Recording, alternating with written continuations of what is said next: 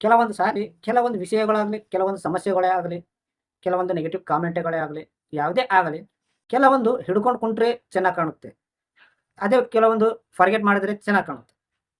ಈಗ ಯಾವುದೇ ಒಂದು ಸಮಸ್ಯೆ ಇಲ್ಲ ಯಾರೋ ಒಬ್ಬರು ಏನೋ ಅಂದ್ರು ಅಂತ, ನಿನ್ನ ಬಗ್ಗೆ ನೀ ಏನೋ ಅವ್ರಿಗೆ ತೋರಿಸ್ಕೋಬೇಕು, ಇಲ್ಲ ನಿನ್ನ ಕೆಪಾಸಿಟಿ ಅವ್ರಿಗೆ ತೋರಿಸ್ಕೋಬೇಕು ಅಂದಾಗ ಅದಕ್ಕೆ ನೀವು ಹಿಡ್ಕೊಂಡಾಗ ಕೆಲವೊಂದು ಸಾರಿ ಒಳ್ಳೇದು ಆಗ್ಬೋದು, ಕೆಲವೊಂದು ಸಾರಿ ನಿನ್ಗೆ ನಷ್ಟವೇ ಆಗಬಹುದು.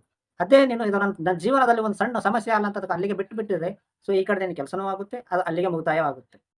ಸೊ ನಿನ್ನ ಕೆಪಾಸಿಟಿ ಅವ್ರಿಗೆ ಇನ್ನೊಬ್ಬರಿಗೆ ತೋರಿಸ್ಬೇಕಂದಾಗ, ಇಲ್ಲ ನಿನ್ನ ಬಗ್ಗೆ ಇನ್ನೊಬ್ರನ್ನ ಏನು ಅಂತ ತೋರಿಸ್ಬೇಕಂದಾಗ, ಪ್ರತಿ ಸಾರಿ ನೀನೇ ಗೆಲ್ಲುವುದಿಲ್ಲ. ಹೇಳಕ್ಕೂ ಆಗೋದಿಲ್ಲ. ಸೊ ನೀನೇ ಗೆಲ್ತೀನಿ ಅನ್ನೋ ಒಂದು ಕಾನ್ಫಿಡೆಂಟ್‌ನಿಂದ ಅವ್ರಿಗೆ ಹಿಡ್ಕೊಂಡು ಕುಂತಾಗ, ಕೆಲವೊಂದು ಸಾರಿ ನಿನ್ನ ಲೈಫ್ ಮೇಲೆ ಬರುತ್ತೆ. ನಷ್ಟ ಆಗುತ್ತೆ. ಆವಾಗ ಗೊತ್ತಾಗುತ್ತೆ.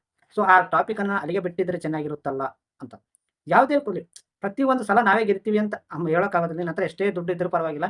ಕೆಲವೊಂದು ಸಾರಿ ಸೋಲ್ಬಹುದು. ನಿನ್ನ ಜೀವನ ಮೇಲೆ ನಷ್ಟ ಬರಬಹುದು. ಹಾಗಂದ ಮೇಲೆ ಕೆಲವೊಂದು ವಿಷಯಗಳು, ಕೆಲವೊಂದು ಟಾಪಿಕ್‌ಗಳನ್ನ ಬಿಟ್ಟು ಬಿಡೋದೇ ಒಳ್ಳೆಯದಲ್ಲ.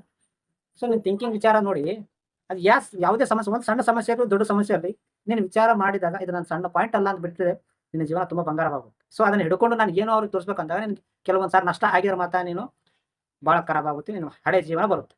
ಸೊ ಅರ್ಥ ಆಯ್ತಾ?